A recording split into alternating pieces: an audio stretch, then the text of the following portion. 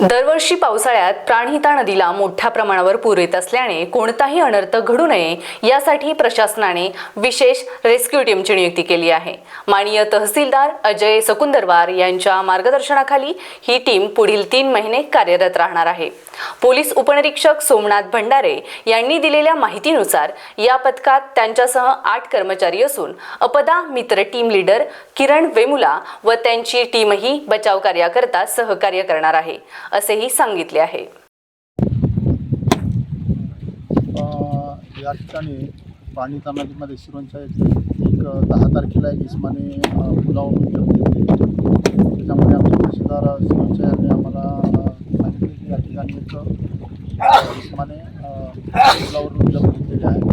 तसेच पोलीस स्टेशनचे सर यांच्याकडे माहिती मिळाली आणि आम्ही काल 11 तारखेपासून आम्ही इथं सर्च ऑपरेशन राबवलेलं आहे। कालचा दिवस आहे, आज या ठिकाणी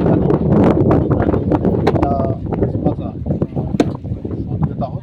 तर आमची पूर्ण टीम या महिन्यामध्ये जवळजवळ 3 महिने म्हणजे जुलै, ऑगस्ट आणि सप्टेंबरपर्यंत आमची रेस्क्यू टीम DRF नागपूर इथून एक सब टीम आम्ही ठेवलेली आहे। तसेच आमच्या जिल्ह्यामध्ये एक पूर्ण टीम आहे, एक सिरोंचा, एक भामरागड आणि एक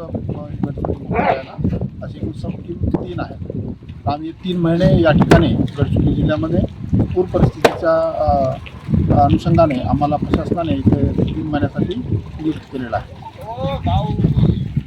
नवनवीन घडामोडी पाहण्यासाठी स्टार महाराष्ट्र न्यूजला सबस्क्राइब करा आणि ताज्या बातम्यांचे अपडेट मिळवण्यासाठी बेल आयकॉनला प्रेस करा आणि परिपूर्ण बातमीबरोबर रहा, इतरांपेक्षा एक पाऊल पुढे।